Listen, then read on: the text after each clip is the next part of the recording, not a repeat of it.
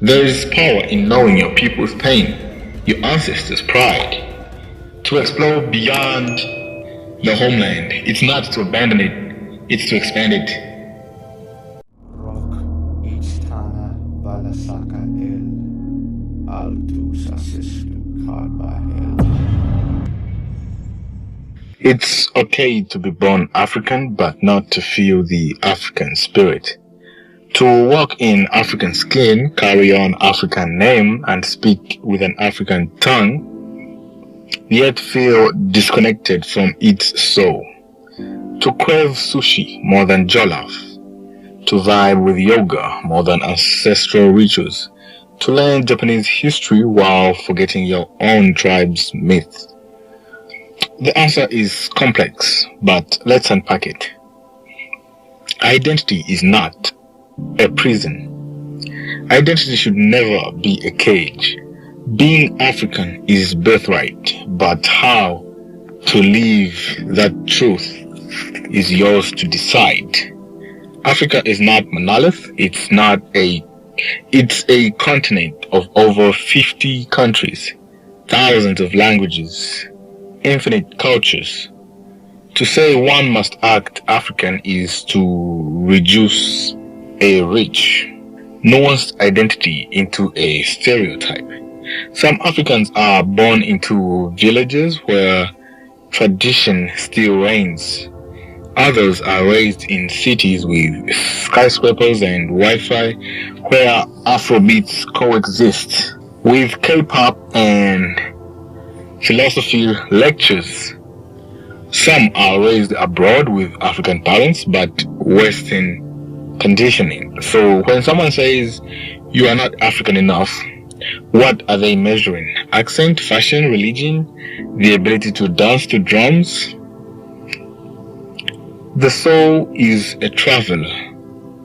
There is something beautiful about embracing other cultures, not as an escape from your own, but as a form of human expansion. The Japanese tea ceremony might teach you discipline. The Brazilian samba might show you joy. The Indian spirituality might unlock the dimension of your peace you never found at home. We often forget before colonialization and borders, Africans traveled too. The Moors walked Europe. Swahili traders sailed the Indian Ocean. Knowledge was exchanged, not hoarded. So maybe by embracing other cultures, you are honoring an old African spirit, the curious, the adaptable, often-hearted seeker. But do not abandon the mirror. Still, there's a risk of losing your roots entirely. There is power in knowing your people's pain, your ancestors' pride, your village proverbs. You don't need to worship your culture to understand it. You can disagree with aspects of it, reject patriarchy, question dogma, evolve customs, but forget it entirely. It is to forget a part of yourself. Because even as you sip foreign tea and learn foreign tongues, the world will still see you as an African. And you need to know what that means on your terms, not just theirs. The choice is yours. So it's okay to be African, born but globally attuned. Yes, it's okay to feel more connected to Buddhism than traditional rites, sure. But it's also okay to circle back, relearn your language, to ask your elders questions, to realize that maybe, just maybe, your roots have something to teach you too. You are not less African for embracing the world, but you might be more powerful if you carry Africa with you. even in quiet, evolved to redefine ways. After all, a tree can stretch its branches into the sky, but it only grows if its roots are deep. The stranger in the village, when home, doesn't feel like yours. I was born where the roosters sing the morning before the sun dies, where we children ran barefoot and the wind smells of charcoal and mango leaves, where stories are passed like heirlooms and silence means more than speech. I was raised in the heart of the village, but somehow my heart never stayed. 20-something years on the soil, I spoke the language, knelt in greetings, danced when the drums called. I ate from calabashes and prayed under the full moon. Yet still something in me floated above it. Oh, untouched and anchored like smoke slipping from the fire, not wanting to return. Does that make me ungrateful? A traitor to the rhythm of my own people? Is it wrong to feel more at home in books from distant lands than in the chants of my ancestors? They say roots are sacred, but what if mine each instead of comfort me? What if my spirit dreams of oceans, deserts, and neon cities where no one knows my name, yet I feel seen and like home? I've sat in shrines and asked questions. I've listened to the elders where ears wide open. But their words fall like rain on stone. No seed takes. Maybe I wasn't meant to grow where I was planted.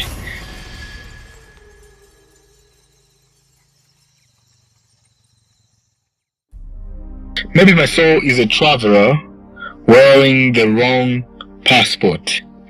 Or maybe, just maybe, there is another way to be African, not in mimicry, not in rebellion, but in becoming a bridge.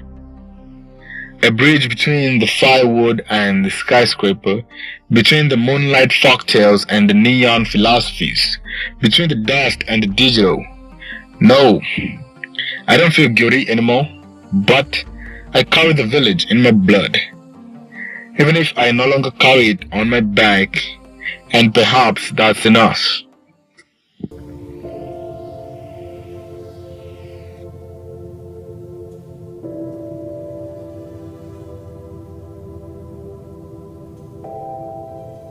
Beyond the village, the power of blending cultures and chasing skyscrapers.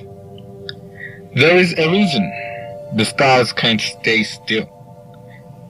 A reason rivers don't flow backwards.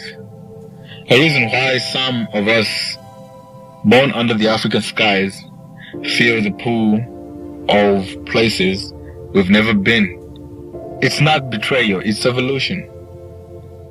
To explore beyond your homeland, it's not to abandon it, it's to expand it. And for many of us, stepping beyond the boundaries of village life or local tradition isn't about shame. It's about survival, growth, and something deeper, becoming whole. Escaping the grip of survival, financial freedom. Let's not sugarcoat it. Many African communities are rich in culture but poor in opportunity. Education is underfunded, jobs are scarce, and innovation is often stifled by corruption or outdated systems. When someone leaves from the city or travels to a different country, it's not just for lights and luxury. It's for a chance to breathe without begging, to create without asking, to live without merely surviving. In global cities, where skyscrapers kiss the clouds and Wi-Fi hands like background music. New doors open. Remote jobs, tech startups, creative industries, freelance freedom. One idea, one skill, one hustle can change a whole family's destiny. You don't have to stay where your grandfather planted maize just to prove you are loyal. Sometimes the most powerful way to honor your roots is by breaking the curse of poverty. Becoming more than one thing, cultural expansion. By blending with other cultures, you become more layered. You pick up not just new words, but new ways of thinking. You learn discipline from the Japanese, the resilience from immigrants, mindfulness from Buddhists, work ethic from New Yorkers, and innovation from Silicon Valley. You begin to see the world not just in black or white, but in color. And soon your identity becomes fluid. You are no longer just African. You are a global soul with ancestral rhythm, modern ambition, spiritual depth. You speak in accents, but think in truth. You will cook with palm oil and olive oil. You will worship in temples and still remember village shrines. You will become a fusion, something new, something powerful.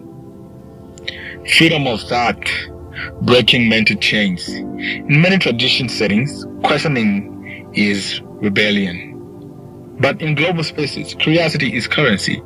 When you step into new lands, you are exposed to systems, stories, and philosophies that challenge what you've been told all your life. You stop fearing God and start understanding divinity. You stop accepting suffering as fate and start seeing it as a system to change. You begin to chase your path consciously, not just follow the one carved out for you. This mental freedom is priceless. It's the foundation of every revolution, every breakthrough, every healed soul. Returning stronger. That is, if you ever choose to return. The goal isn't always to run away forever. Some of us live to learn, to earn, and to return with fire. Some of us don't return at all. To build schools in villages, to invest in clean water, modern tech, and new ways of doing things. To show the next generation that Africa doesn't need pity, it needs possibility. And sometimes you return not physically but spiritually by sending money, ideas, or love back home. Either way, you become a bridge, not lost, not broken, but rebuilt, reinvented, reborn. In the end, to leave the village isn't to betray it. It's to believe, it's to blend with other cultures, and isn't to erase your own. It's to become more aware, more capable, more free. So when the city calls, when the plane ticket whispers, when your soul yearns, listen. There is power in going beyond the horizon. Because sometimes, to honor your roots, you must first grow wings.